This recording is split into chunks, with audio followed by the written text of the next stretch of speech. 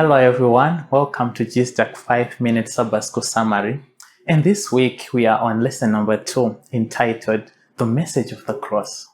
In this lesson, the Apostle Paul is writing to the church in Corinth, a community that was struggling with a major issue, deep division among its members.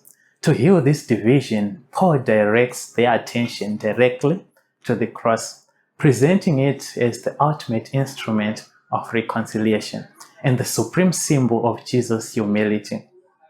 It is important to understand just how shocking this message was in the first century. The Roman writer Cicero had once declared that the cross was the abhorrent as a means of death, that people should not even allow themselves to think about it. Because of this deeply ingrained cultural contempt, the idea of the crucified Savior was against absolutely everyone's expectations. For the Greeks in Corinth, who highly valued human logic, philosophy, and cultural sophistication, the message of the cross sounded like pure lunacy and absurd folly. On the other hand, for the Jews, the cross was equally repulsive. They were anticipating a conquering military Messiah who would violently overthrow the Roman Empire, not one who would be executed by them. Despite this massive cultural resistance, Paul made a deliberate choice in this ministry. He decided to avoid using elaborate Greco-Roman rhetoric or lofty speeches, fearing that human wisdom might obscure the true power of the gospel. Instead, his fundamental apostolic task was to proclaim nothing but Christ and Him crucified.